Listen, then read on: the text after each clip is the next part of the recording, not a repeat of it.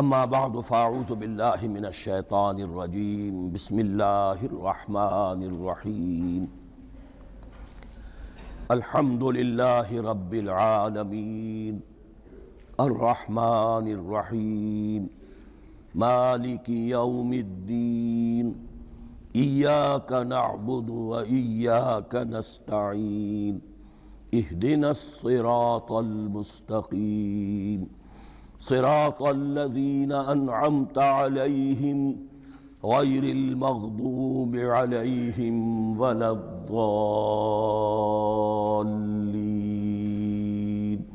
آمین۔ رب اشرح لی صدری ویسر لی امری واحلل عقدۃ من لسانی یفقہوا قولی۔ اللہم ربنا الہمنا رشدنا واعذنا من شرور انفسنا۔ اللہم ارنا الحق حقا وارزقنا اتباعہ وارنا الباطل باطلا وارزقنا اجتنابہ۔ اللہم ربنا یسر لنا امورنا کلہا واتمم لنا بالخیر وتقبل منا فإنک خیر المتقبلین آمین یا رب العالمین۔ ابھی میں نے سورہ فاتحہ کی تلاوت کی ہے اور آپ نے سماعت فرمائی۔ یہ سورہ مبارکہ مصحف کے اعتبار سے تو پہلی صورت ہے ہی، سب کو معلوم ہے، لیکن یہ بھی نوٹ کر لیجئے کہ یہ نزول کے اعتبار سے بھی سب سے پہلی مکمل صورت جو حضور پر نازل ہوئی وہ یہی ہے۔ اس سے قبل متفرق آیات نازل ہوئیں، 5 آیتیں سورہ علق کے آغاز میں، کچھ آیتیں سورہ قلم یا سورہ نون کے آغاز میں، کچھ آیتیں سورہ مزمل کی ابتدا کی، کچھ آیتیں سورہ مدثر کے آغاز کی۔ 5ویں وحی تقریباً اس پر اجماع ہے کہ یہ سورۃ الفاتحہ کی ہے اور یہ مکمل سورت ہے جو حضور پر نازل ہوئی۔ سورۃ الفاتحہ کے معنی ہوئے افتتاحی سورت۔ فتح یفتح کے معنی ہے کھولنا، مفتاح کنجی کو کہتے ہیں، چابی کو۔ تو یہ اوپننگ سورہ آف دی قرآن، قرآن حکیم کی افتتاحی سورت۔ ویسے جیسا کہ میں تعارف قرآن کے ضمن میں عرض کر چکا ہوں، عربوں کا یہ مزاج تھا کہ جس چیز سے انہیں خصوصی محبت ہوتی تھی اس کے بہت سے نام رکھتے تھے۔ اس کے بھی بہت سے نام ہیں۔ سورۃ الفاتحہ سب سے عام ہے، لیکن الکافیہ، الشافیہ، ام القرآن، اساس القرآن، کم سے کم یہ 4 نام تو میں سمجھتا ہوں کہ ہر مسلمان کو مزید معلوم ہونے چاہیے، اور بھی بہت سے نام۔ اس سورہ مبارکہ کی بالاتفاق و بالاجماع 7 آیتیں ہیں، اگرچہ ان کی ترتیب میں کچھ اختلاف ہے۔ ایک رائے یہ ہے، اور یہ رائے امام شافعی کی بھی ہے اور بصرہ کے جو قراء تھے ان کی بھی ہے، کہ آیت بسم اللہ بھی سورہ فاتحہ میں شامل ہے، اس کا جز ہے۔ وہ اس کو شامل کر کے پھر 7 آیتیں بناتے ہیں، تو آخری جنہیں ہم 2 آیتیں سمجھتے ہیں، صراط الذین انعمت علیہم غیر المغضوب علیہم ولا الضالین، وہ ان کے نزدیک ایک آیت ہے۔ تو گویا کہ نتیجہ یہ نکلا کہ آیتوں کی تعداد 7 ہی رہتی ہے۔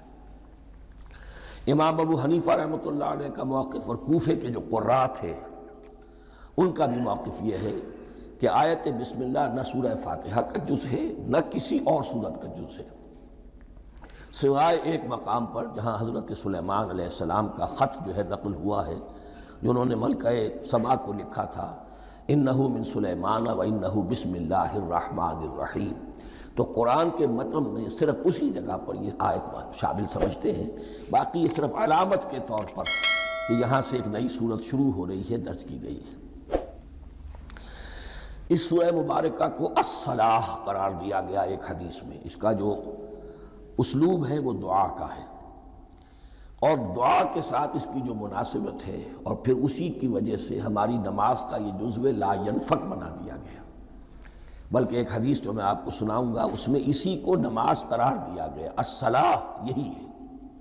ویسے وہ حدیث مبارک موجود ہے، من لم یقرأ بفاتحۃ الکتاب لا صلاۃ لمن لم یقرأ بفاتحۃ الکتاب، جو شخص سورہ فاتحہ کی تلاوت نہیں کرتا اس کی کوئی نماز نہیں۔ اس کے حوالے سے بھی ہمارے ہاں 2 مسلک ہیں، ذکر صرف اس لیے کر رہا ہوں کہ آپ کے علم میں ہو، ان میں کوئی بنیادی فرق نہیں ہے۔ کسی بھی ایک رائے کا انسان قائل اور حامل ہو سکتا ہے بغیر اس کے کہ دوسرے کو بالکل غلط قرار دے، بلکہ یہ کہ اس کے لیے بھی گنجائش اپنے ذہن میں اور اپنے دل میں رکھے۔ اور دوسری آیت یہ ہے کہ اس کا حصہ نہیں ہے۔ اسی اعتبار سے یہ کہ یہ سورہ مبارکہ نماز میں پڑھی جانی ضروری ہے۔ لا صلاۃ لمن لم یقرأ بفاتحۃ الکتاب۔ البتہ یہ اختلاف ہے، یہ بات جو میں ذکر کر رہا تھا جو ذہن سے نکل گئی، کہ آیا مقتدی جو ہے امام کے پیچھے کھڑا ہو کر جب نماز پڑھ رہا ہو تو کیا اس صورت میں بھی اس کے لیے لازم ہے کہ سورہ فاتحہ پڑھے؟ اس میں دو رائے ہو گئی، بلکہ تین۔ ایک رائے انتہائی ہے اور وہ فقہ حنفی کی طرف منسوب ہے کہ اگر آپ امام کے پیچھے مقتدی کی حیثیت سے نماز پڑھ رہے ہیں تو کسی بھی رکعت میں آپ سورہ فاتحہ نہیں پڑھیں گے۔ ایک دوسری بالکل برعکس رائے ہے، وہ امام شافعی رحمۃ اللہ علیہ کی ہے کہ ہر حالت میں چاہے امام جہری رکعت پڑھا رہا ہو جس میں وہ بلند آواز سے سورہ فاتحہ پڑھ رہا ہو، اور چاہے وہ سری رکعت ہو، ہر حالت میں مقتدی کو بھی پڑھنی ہے۔ ایک تیسری رائے بین بین ہے، وہ امام مالک کی ہے رحمۃ اللہ علیہ، کہ جو سری رکعت ہے جس میں کہ امام بھی خاموشی سے پڑھ رہا ہے، مقتدیوں کو بھی پڑھنی چاہیے۔ جو جہری رکعت ہے جس میں کہ امام بلند آواز سے پڑھ رہا ہے، اس میں مقتدیوں کو خاموش رہ کر پوری توجہ جو ہے سننے پر صرف کر دینی چاہیے۔ اذا قرئ القرآن فاستمعوا له وانصتوا، جب قرآن پڑھا جا رہا ہو تو پوری توجہ اس کے پڑھنے پر مرکوز کر دو اور خود خاموش رہو۔ میرے اپنی رائے میں یہ تیسری رائے سب سے زیادہ صائب ہے اور اس میں کسی طرح کی بھی کوئی پیچیدگی پیدا نہیں ہوتی۔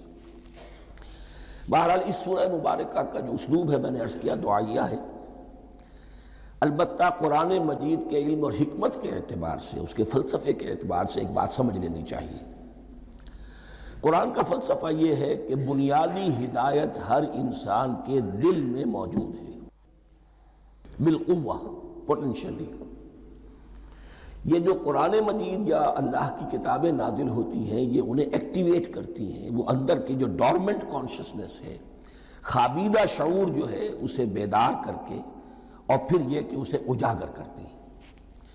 ہر سلیم الفطرت انسان اور سلیم العقل انسان، دو سلامتی شرط ہیں۔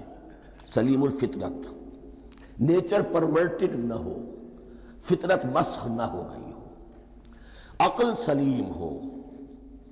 ان دونوں چیزوں کا نتیجہ یہ نکلتا ہے کہ وہ انسان از خود بغیر کسی وحی کی رہنمائی کے، بغیر کسی نبی کی تعلیم کے سے استفادہ کیے ہوئے از خود بھی کچھ حقائق تک پہنچ جاتا ہے۔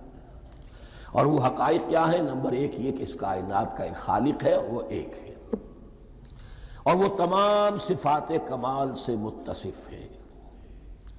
نمبر دو یہ کہ انسان کی زندگی صرف یہ زندگی نہیں ہے بلکہ ایک اور زندگی ہے کہ جس میں اس زندگی کے اعمال کے نتائج برآمد ہوں گے۔ یہ دو باتیں، اس کی زیادہ وضاحت کے ساتھ جو ہے اس کا تذکرہ آئے گا سورہ لقمان میں، جہاں حضرت لقمان کی شخصیت کا تذکرہ ہے۔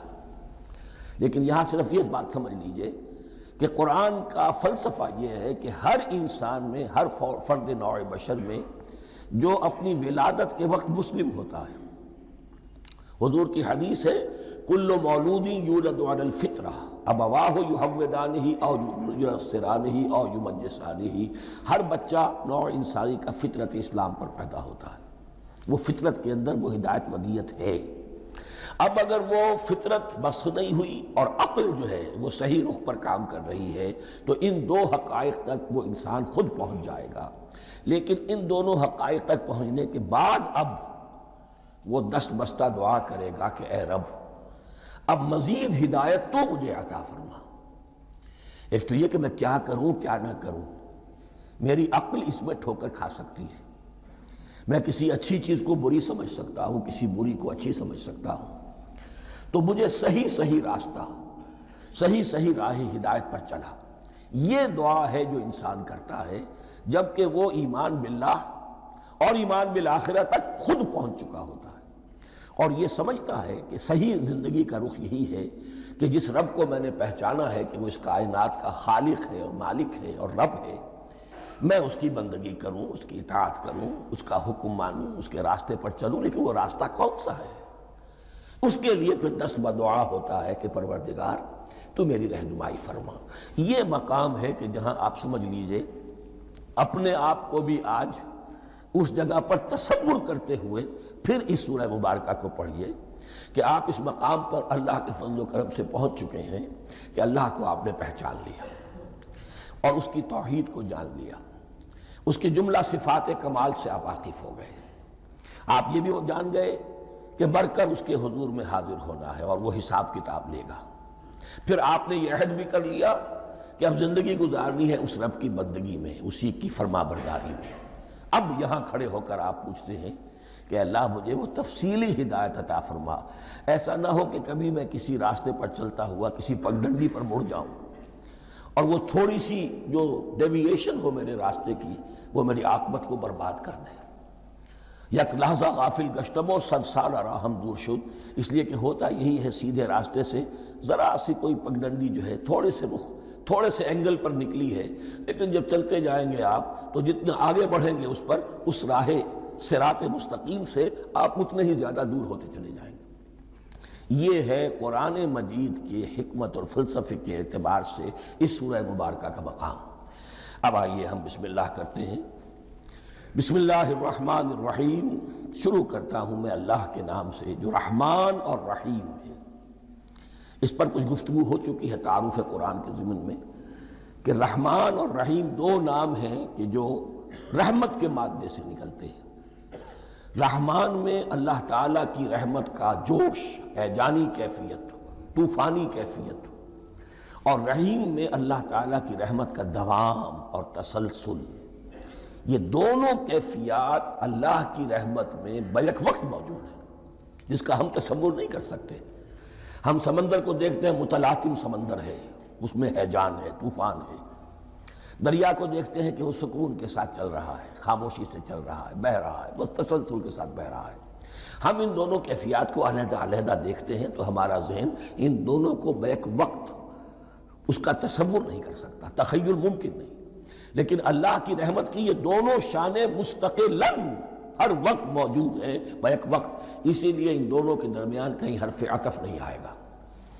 بسم اللہ الرحمن الرحیم، الحمدللہ رب العالمین۔ کل حمد، اور حمد کو ذہن میں رکھ لیجئے، حمد مساوی ہے تعریف جمع شکر۔ عام طور پر ترجموں میں ایک لفظ لایا جاتا ہے، کل تعریف اللہ کے لیے، یہ کافی نہیں ہے۔ تعریف آپ کسی شے کی کر سکتے ہیں جس میں کوئی حسن ہے، خوبی ہے، کسی بھی اعتبار سے، خواہ آپ کو اس کے حسن و خوبی سے کوئی فائدہ حاصل نہیں ہو رہا۔ ایک پھول ہے، بہت خوبصورت ہے، بس ٹھیک ہے، خوبصورت ہے، آپ نے کہا، تعریف کر دی۔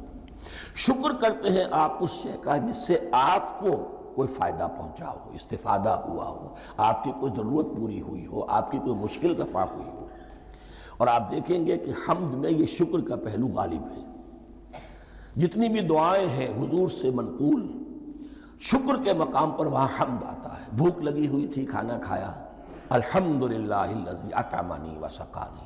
اب یہاں دیکھیے ترجمہ تعریف نہیں، شکر ہے اس اللہ کا جس نے مجھے کھلایا اور پلایا۔ آپ بیت الخلاء سے باہر آئے، نجاستیں آپ سے دور ہو گئیں، طبیعت میں انشراح ہوا، الحمدللہ الذی اذھب عنی الاذی وعافانی۔ وہ شکر ہے اس اللہ کا جس نے اذیت بخش چیزیں مجھ سے دور کر دیں اور مجھے عافیت بخشی۔ تو یہ الحمدللہ رب العالمین، اللہ تعالیٰ کا حسن و کمال اور حسن و جمال اپنی جگہ بھی اس انتہا کا ہے کہ جتنی تعریف اس کا حق ہے ہم کر ہی نہیں سکتے، لیکن اس کے احسانات اور انعامات ہم پر اتنے ہیں کہ ہم ان کو بھی گن نہیں سکتے۔ لہٰذا ایک ہی احصاء ہم نے کر دیا الف لام کے ساتھ، الحمدللہ رب العالمین۔ تمام تعریفیں اور کل شکر اللہ کے لیے ہیں کہ جو تمام جہانوں کا پروردگار ہے، رب ہے، مالک ہے۔ رب میں ایک مفہوم ہوتا ہے ربوبیت کا، اور اس میں مفہوم شامل ہوتا ہے تربیت کا، ربیانی صغیرہ۔ تو مالک ہونا اور تربیت دینا، آپ جس شے کے مالک ہوں گے آپ چاہیں گے اس میں بڑھوتری ہو، اس میں اضافہ ہو، وہ نشو و نما پائے۔ تو یہ دونوں چیزیں آپس میں ایک دوسرے کا جڑی ہوئی ہیں، پروردگار بھی اور مالک بھی۔ عام طور پر عربی میں رب کا لفظ مالک کے لیے آتا ہے، رب البیت، رب الدار، رب المال، تو مال وہاں پر ظاہر بات ہے کہ اس سے مراد کیا ہے؟ مال والا، گھر کا مالک۔ تو کل شکر اور کل تعریف اس اللہ کے لیے ہے جو تمام جہانوں کا مالک بھی ہے اور پروردگار بھی ہے۔ الرحمن الرحیم، رحمان ہے اور رحیم ہے۔ اب دوبارہ اس کی میں وضاحت نہیں کروں گا۔ مالک یوم الدین، یوم دین کا مختار مطلق ہے۔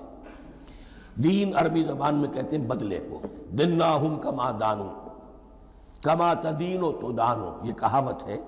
جیسے اردو میں ہم کہتے ہیں جیسا کرو گے ویسا بھرو گے، کما تدینو تدانو، تو یہ ہے بدلہ۔ اس کا بنیادی مفہوم جو ہے وہ بدلہ ہے۔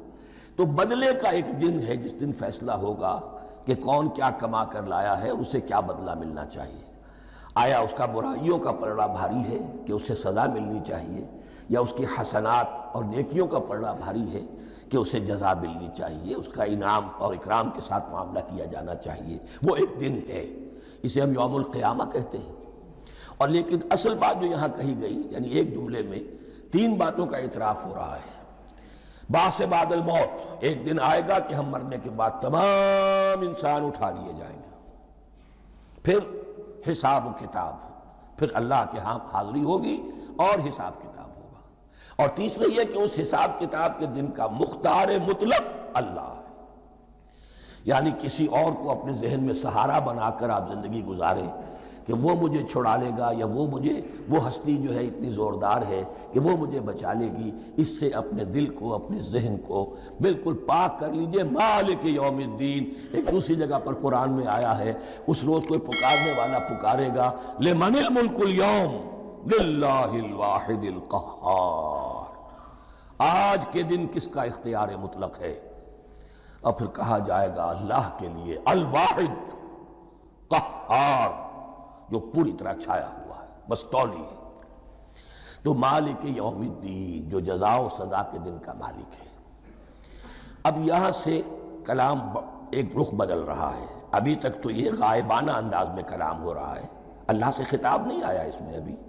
الحمدللہ رب العالمین الرحمن الرحیم مالک یوم الدین۔ اب خطاب ہے، ایاک نعبد و ایاک نستعین، ہم صرف تیری ہی بندگی کرتے ہیں اور کریں گے، اور ہم صرف تجھ ہی سے مدد مانگتے ہیں اور مانگیں گے۔ یہ ترجمہ میں کیوں کر رہا ہوں کہ یہ فعل مضارع ہے۔ عربی زبان میں فعل مضارع حال اور مستقبل دونوں کو کور کرتا ہے۔ ایاک کا جو ہے مفعول فاعلی جو ہے، مفعول جو ہے اس میں ضمیر مفعولی، اسے پہلے لا کر حشر کا مضمون پیدا ہو گیا۔ ہم تیری بندگی کرتے ہیں نہیں، ہم تیری ہی بندگی کرتے ہیں اور کریں گے۔ حال میں ترجمہ کیجئے تو یہ اظہار حال ہے، اور مستقبل میں ترجمہ کیجئے تو یہ ایک عہد ہے، قول و قرار ہے، بہت بڑا معاہدہ ہے۔ وَإِيَّاكَ نَسْتَعِينُ، اور صرف تجھ ہی سے مدد مانگتے ہیں اور مانگیں گے۔ اس میں بھی حال کا ترجمہ اظہار حال، اللہ کرے کہ واقعی ہمارا حال وہی ہو۔ جب ہم یہ الفاظ کہتے ہیں تو واقعتاً ہم اس پر پورے اتر رہے ہوں کہ اسی کی بندگی کر رہے ہوں اور اسی سے ساری استعانت اور استمداد کر رہے ہیں۔ جہاں تک مستقبل کا تعلق ہے وہ پھر ایک عہد ہے۔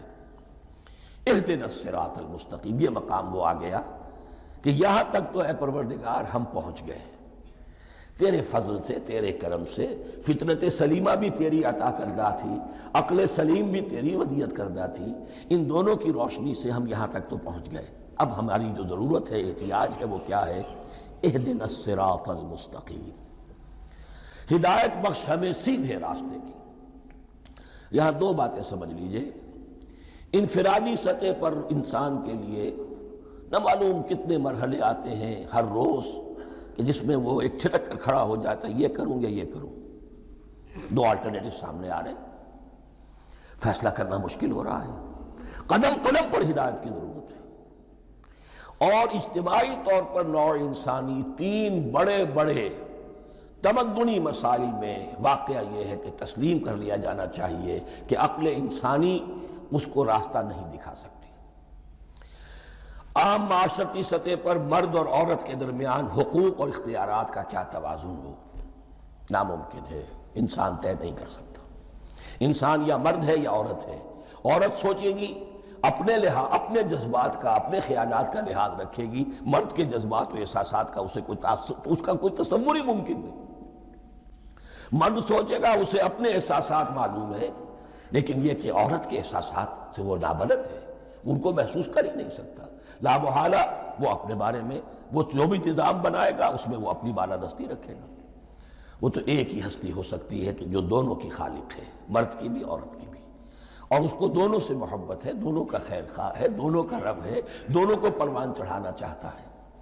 اسی طرح فرد اور معاشرہ یا ریاست، حکومت اور ریاست ہمیشہ یہ چاہتی ہے کہ سارے اختیارات ہمارے ہاتھ میں آ جائیں، ٹوٹلیٹیرین سوسائٹی ہو، بس ہم حکم دیں اور لوگ اس پر چلیں۔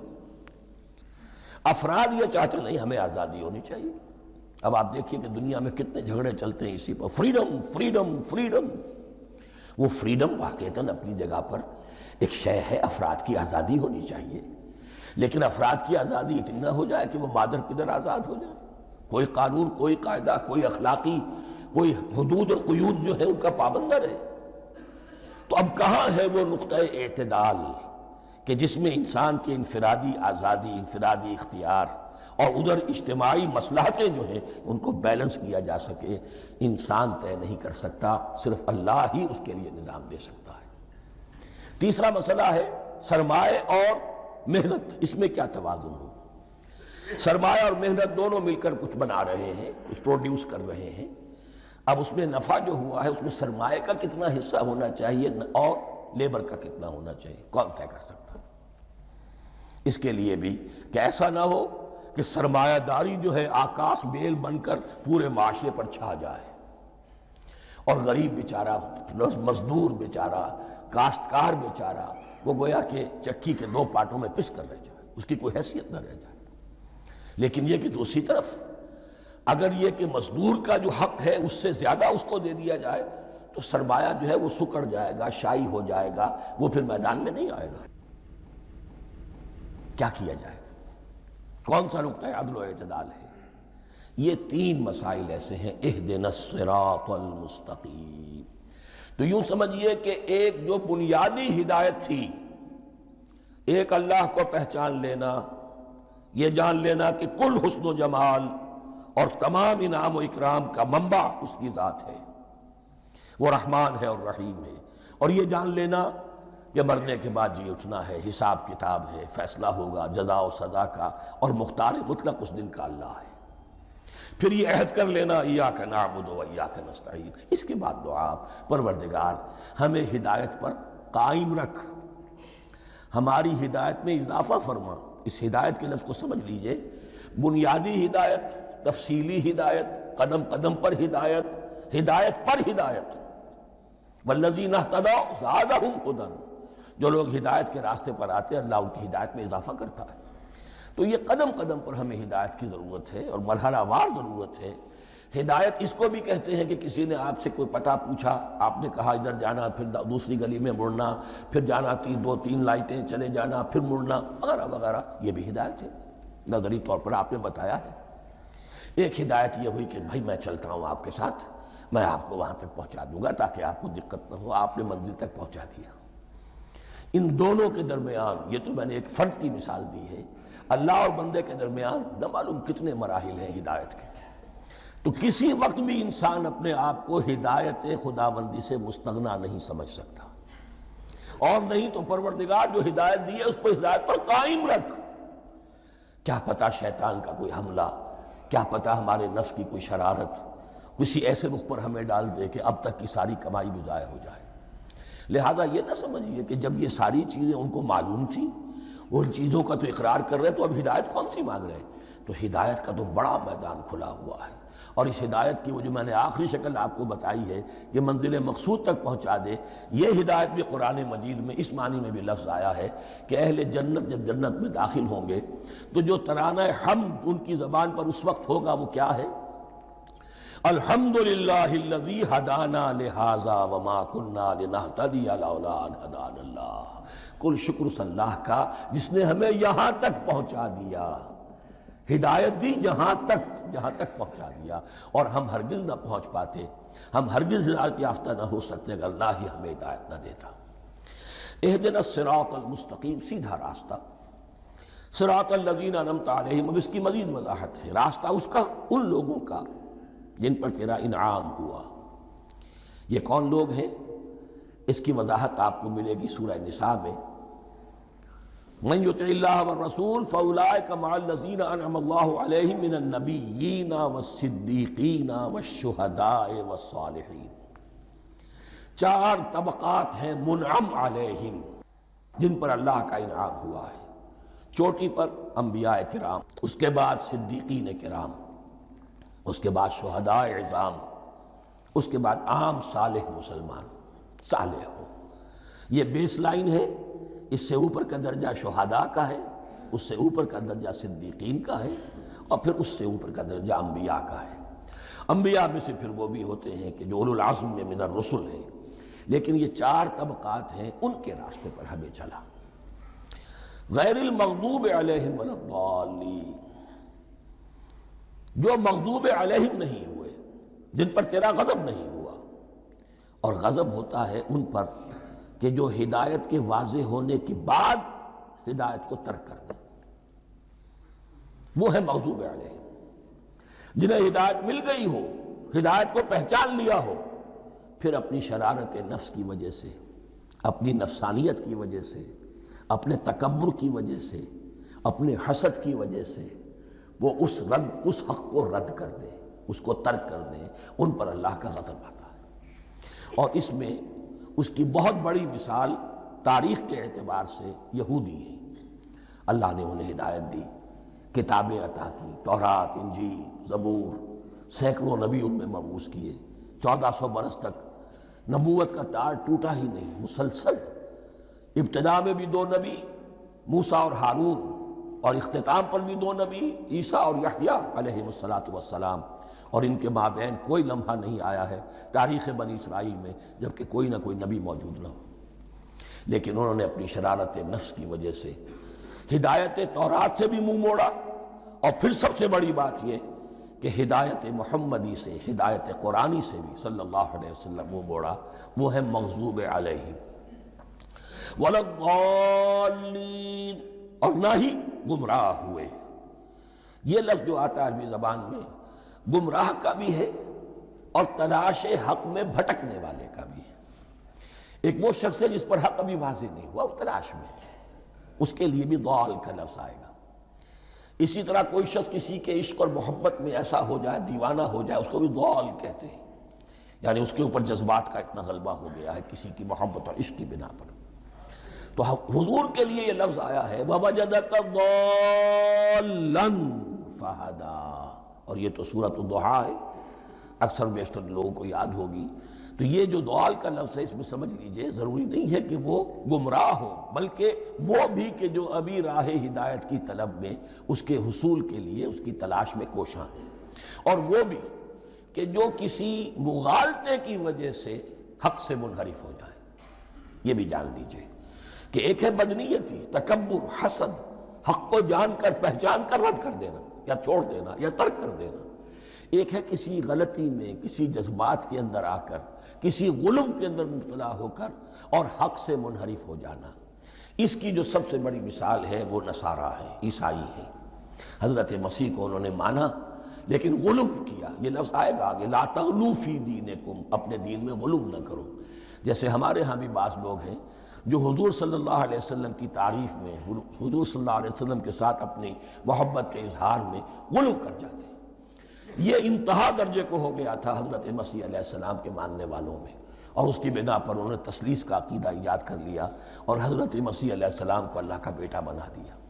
تو اس کی سب سے بڑی مثال ضالین کی اس اعتبار سے کہ ہدایت پانے کے بعد کسی بدنیتی سے نہیں بلکہ کسی اچھے جذبے میں غلو کی وجہ سے، رسول سے محبت کرنا تو اچھا جذبہ ہے، لیکن یہ محبت بھی ایک حد میں رہنی چاہیے۔ غلو کرے گی تو ظاہر بات ہے کہ اس کے بعد وہ گمراہی کی طرف لے جائے گی۔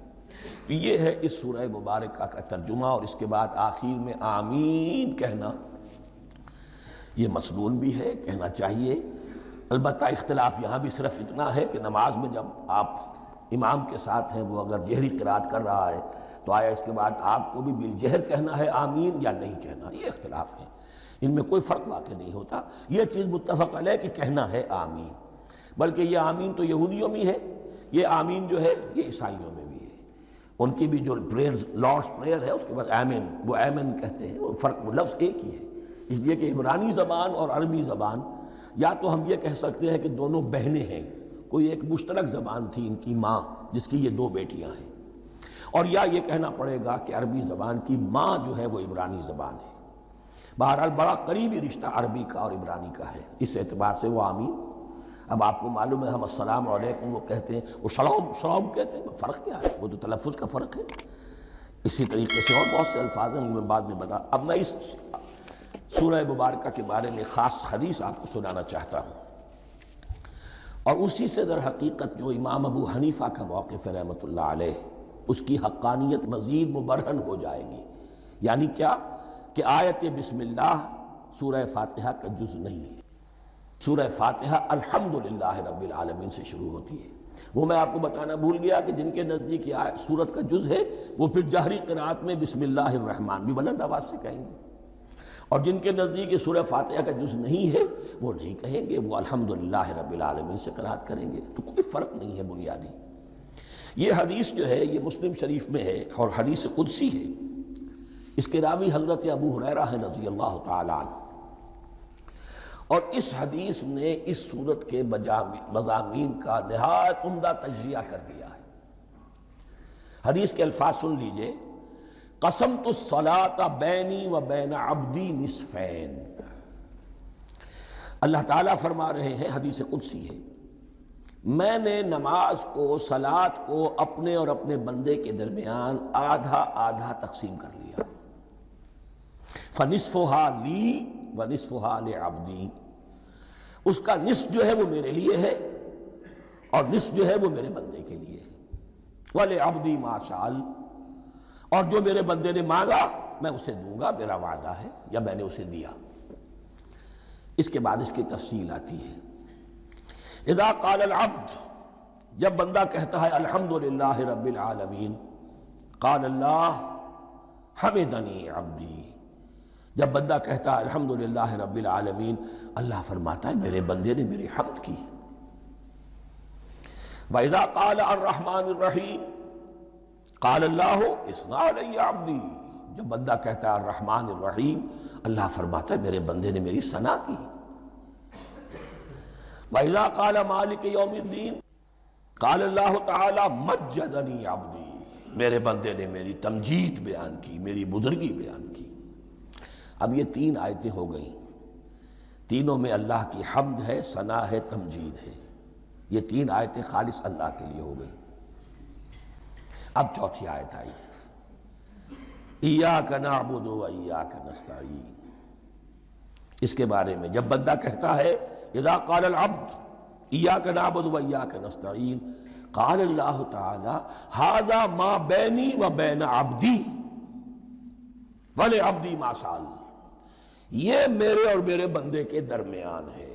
یہ تو یوں سمجھئے کہ یہ گرہ لگ گئی ہے میرے اور میرے بندے کے مابین۔ اس نے مجھ سے قول و قرار کیا ہے، اس نے میری بندگی کا اعتراف کیا ہے، اس نے تسلیم کیا ہے کہ میری ہی بندگی کرتا ہے اور کرے گا، اور مجھ سے مدد چاہیے ہے۔ ھذا ما بینی و بین عبدی، یہ معاہدہ ہے، معاہدہ دو فریقوں کے مابین ہوتا، یہ میرے اور میرے بندے کے مابین ہے۔ وَلِعَبْدِي مَا سَأَلَ، اور میں نے اپنے بندے کو دیا جو اس نے مانگا، وہ میری مدد چاہتا ہے، میری مدد اس کے شامل حال رہے گی۔ فَإِذَا قَالَ، اور جب بندہ کہتا ہے اهْدِنَا الصِّرَاطَ الْمُسْتَقِيمَ صِرَاطَ الَّذِينَ أَنْعَمْتَ عَلَيْهِمْ غَيْرِ الْمَغْضُوبِ عَلَيْهِمْ وَلَا الضَّالِّينَ، قَالَ اللَّهُ تَعَالَى هَذَا لِعَبْدِي وَلِعَبْدِي مَا سَأَلَ، یہ تین آیتیں یہ میرے بندے کے لیے ہیں۔ اهْدِنَا الصِّرَاطَ الْمُسْتَقِيمَ، اسی صراط مستقیم کی وضاحت ہے مثبت، صراط الذین انعمت علیہم، اسی صراط المستقیم کی وضاحت ہے منفی انداز میں، غیر المغضوب علیہم ولا الضالین۔ یہ سب میرے بندے کے لیے ہے اور میں نے اپنے بندے کو دیا جو اس نے مانگا۔ اس کو میں نے ایک مرتبہ یہ ترازو کی شکل میں اس کو لکھوایا تھا۔ دیکھیے یہ ایاک نعبد و ایاک نستعین، یہ ہے وہ ترازی کی وہ ڈنڈ، واو جو ہے ایاک نعبد و ایاک نستعین، واو جو ہے گویا کہ وہ مٹھ ہے جس سے کہ ترازو کو پکڑا جاتا ہے۔ ادھر ایک پلڑا ہے جس کی 3 آیتیں ہیں، الحمدللہ رب العالمین الرحمن الرحیم مالک یوم الدین۔ اس کا نتیجہ کیا نکلا؟ ایاک نعبد۔ آپ نے شاید یہ سنا بھی ہو، ایک بہت ہی عمدہ قرات کا جو ریکارڈ ہے قاری عبدالباسط عبدالصمد کا، وہ یہیں سے چل کر سورہ فاتحہ کی قرات کر کے ایاک نعبد پر آ کر رکتا ہے۔ الحمدللہ رب العالمین الرحمن الرحیم مالک یوم الدین ایاک نعبد۔ گویا کہ یہاں یہ صورت بالکل ہاف ہو گئی ہے۔ 3 آیتوں میں اللہ کی حمد ہے، ثنا ہے، تمجید ہے، جس کا نتیجہ ہم تیری ہی بندگی کرتے ہیں، تیری ہی اطاعت کریں گے۔ لیکن اب اس کے بعد سوال ایاک نستعین، اسی کی جو استعانت کیا درکار ہے ہمیں؟ ہدایت۔ ہدایت سب سے بڑی استعانت ہے، ہدایت ہی تو سب سے بڑی مدد ہے۔ اہدنا الصراط المستقیم صراط الذین انعمت علیہم غیر المغضوب علیہم ولا الضالین۔ یہ ایاک نستعین کے حکم کے ساتھ یہ 3 آیتیں آ گئیں، اہدنا الصراط المستقیم صراط الذین انعمت علیہم غیر المغضوب علیہم ولا الضالین۔ قسمت الصلاۃ بینی و بین عبدی نصفین فنصفها لی ونصفها لعبدی ولعبدی ما سأل۔ اللہ تعالیٰ اس سورہ فاتحہ کا جو اصل مفہوم ہے وہ بھی ہمارے ذہنوں پر، ہمارے شعور کی سطح پر اسے اجاگر کیے رکھے، ہمیں توفیق دے کہ جب بھی پڑھیں، جب بھی سنیں تو وہ کیفیت اگر ہو جائے۔ اس لیے کہ ایک حدیث ہے کہ الصلاۃ معراج المومنین، نماز تو اہل ایمان کے حق میں معراج کے درجے میں ہے۔ اس حوالے سے ہم یہ سمجھ سکتے ہیں کہ کوئی وقت ایسا آ سکتا ہے کہ انسان کو واقعتاً، روح انسانی واقعتاً اللہ کے یہ جواب سنے۔ انہونی بات نہیں ہے یہ، ہوتا ہے خطاب آخر، اٹھتا ہے حجاب آخر، کرتے ہیں خطاب آخر، یہ تو ہوتا ہے۔ مخاطبہ الہی، یہ تو میں نے عرض کیا کہ ثابت ہے، مخاطبہ، محادثہ اور تحدیث، اللہ بندوں سے کلام کرتا ہے۔